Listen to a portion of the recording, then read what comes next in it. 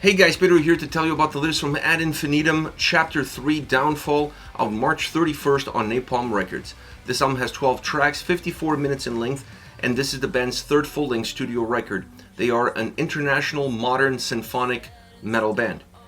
Now, as far as the design is concerned, this album is very engaging. It's very fluid, very dynamic, ups and downs constantly, always moving, creating a lot of playability to the overall experience of the album, but also creating a lot of playability to the individual songs.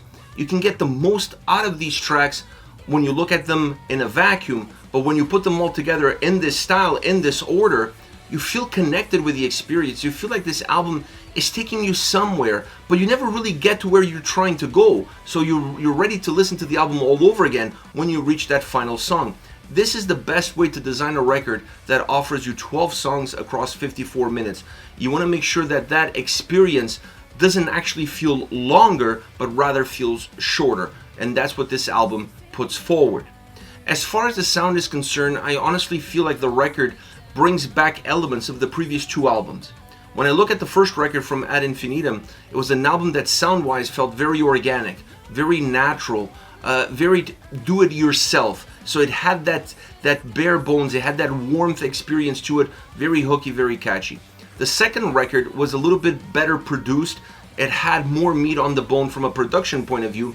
It felt more mature, but it maybe lost a little bit of that organic vibe that created hooks and melodies that made the songs stand out on their own and really give quality to the overall collective. This album brings these two worlds together. It has a lot of that same hookiness, catchiness, organic nature and warm sound of the debut album, but it also has the better production, the more mature outlook in the individual songs and in the overall collective of the second record. So it's an album that really merges the first two albums perfectly, taking the best elements out of both, bringing them forward into an album that sounds outstanding from beginning to end. Let me start off by saying this: the production of this record is outstanding. It really enhances the beauty of the songs. It allows them to be very creative and take different influences from different genres and not just be a modern symphonic metal band. They are a lot more than that because they bring in classic heavy metal elements, they bring power metal elements, they bring symphonic elements, of course. They also bring progressive elements. They're a band that allows themselves to really have different faces. And this album really showcases all of those different faces in the sound with great production that allows you to better see all the different layers and exactly where these songs starting and where they're going to finish off. So it's a very sounding, rich sounding album all around. It's a very textured album all around, but it's not overly produced and it's not overly constructed. You don't feel like they're trying to be more than what they are. It's a more natural sounding record with great production behind it that gives you that sense of maturity, that sense of warmth, that brings this album together in a better way. A lot easier to listen to, a lot easier to process, an album that doesn't really get old sound-wise across any of the songs that it has. Now, within that sound, we got to talk about the synths, we got to talk about the drums, and we got to talk about the guitars, because I feel like these are the three cornerstones, the three pillars of the sound experience of this Ad Infinitum record. As far as the synths are concerned, I felt like they were tasteful on this record. Perhaps more tasteful than what I was expecting coming in. I was maybe expecting a little bit more of a dependency on them for the more epic sound of the band to come across. And that wasn't the case. The epic sound of the band came across because there was a lot of volume. There was a lot of different layers within that volume, but the volume had substance, and that substance within the volume created the sense of size within the tracks, not necessarily depending on orchestrations all the time, depending on keyboards all the time, or piano all the time, in order to give the album not just a symphonic touch, but more of an epic touch. So I like the sense, I like the overall design that they took as far as the approach is concerned, because it allowed them to have a say and how these songs come across and how the sound comes across, but not necessarily dictate the overall size and presence of every single track. This gives more room for the drums, for the guitars, and obviously for the vocals. So the drums on this album are subtle but yet impactful. And for a band like Ad Infinitum, I think that's exactly where you want the drums. You want them to hold the track down, you want the drums to create a little bit of movement, to add to that substance of sound, but not necessarily to go over the top and dictate the texture of the track itself. So I enjoy the drum. I enjoy the drum approach because it also added to the overall warmth that this record offers. Subtle but impactful. Now, the guitars have a lot of character on this album, perhaps more character and better defined in their experience. If there's one element that sees or showcases maturity from the first to the second, but perhaps more from the second to the third album, is the guitars. They sound a lot more mature on this album. They sound better defined, not just sound-wise, but the purpose that they have and what they're trying to infuse into the songs, what they're trying to give into the songs.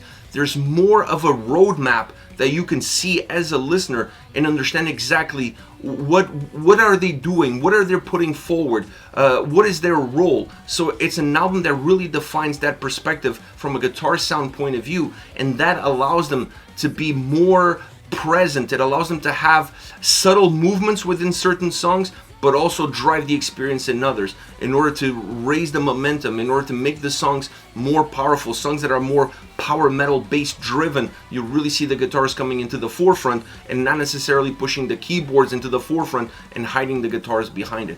So I like the definition guitar wise from execution to sound experience. Now, as far as vocals are concerned, Melissa is an outstanding vocalist. In this album, once again, she relies more on her clean vocals than she does on her harsh vocals. I felt like she even relied more on the clean vocals on this record than on the second album. Even though we already saw that happen there, I think it's better defined here. I like this approach because the sound of Ad Infinitum, you don't really need a lot of harsh vocals. They're nice at times in pockets, in ideas within songs, in order for you to create two sides of the same coin. And I like it. But I think her voice, her range within the cleans is becoming bigger and better with every single release. And this strength of her voice comes across on an album like this.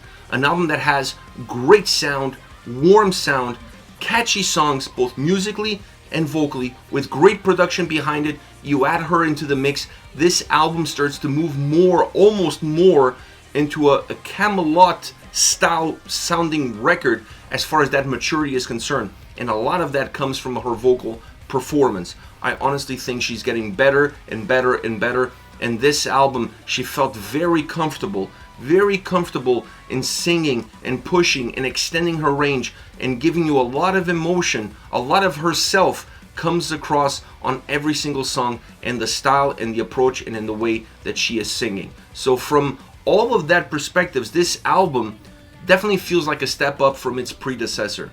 I'm not quite sure if this is their best record to date, because the debut album was phenomenal. It was really something different that we hadn't seen before.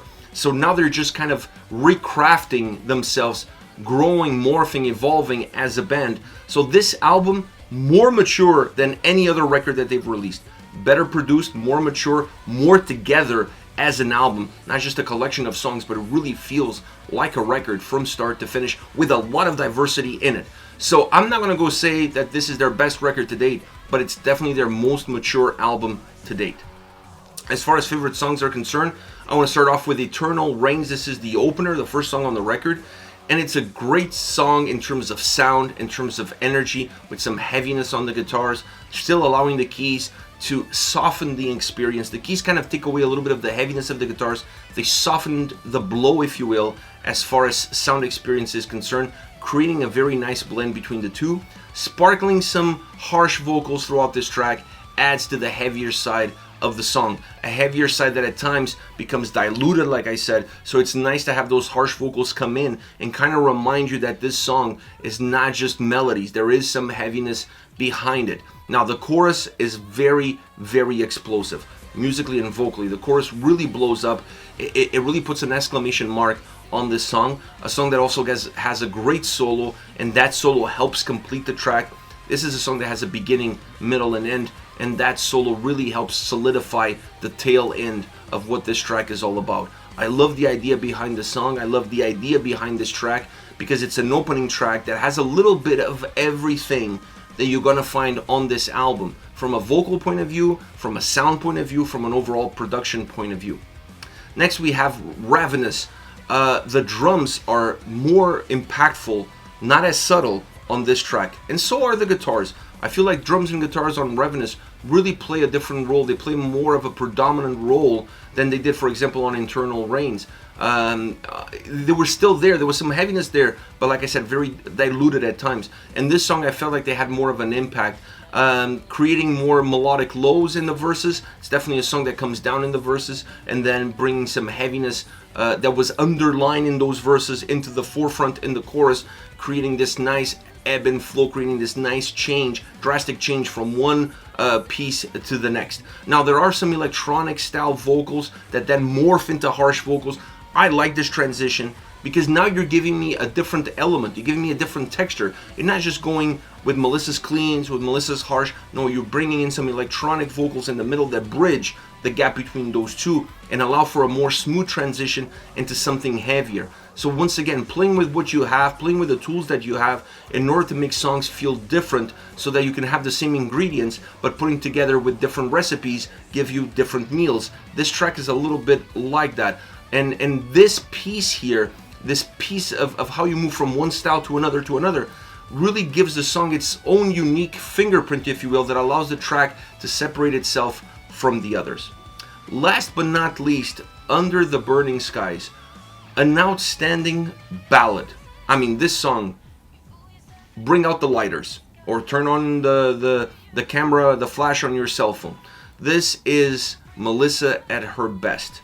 When she's in front of you and it's her, and then you have her carrying the track vocally from start to the end. It's a symphonic ballad because it relies heavily on the keyboards, on the piano, the orchestrations to create the backdrop of the track for most of the track. Now there's moments where you're going to see a growth. This is a song that offers growth, so you're going to see drums and guitars coming in order for the volume to become bigger and for the overall song to become more epic. And for a ballad like this, you need that growth. You need that sense of climax. That's what makes this song work, and that's what makes this song such an incredible symphonic ballad. But at the end of the day, the sound at times just becomes a backdrop. It just becomes a launching ramp for what her vocals are doing. Because the sound is important, obviously, but the sound almost becomes secondary to how she delivers the song with her voice, her range, her tone, her personality, and definitely her warmth. A song that at times feels slightly cold from the nature of it, from how stripped down it is. Her voice brings warmth in the night. And that's exactly how this song feels from start to end, regardless of the evolution of the sound that exists within it. This is it, Ad Infinitum, Chapter 3, Downfall, out March 31st on Napalm Records. Let me know your thoughts on the band, on the singles. Use the comment section below. I'll be reading those and getting back to you. Take care, guys.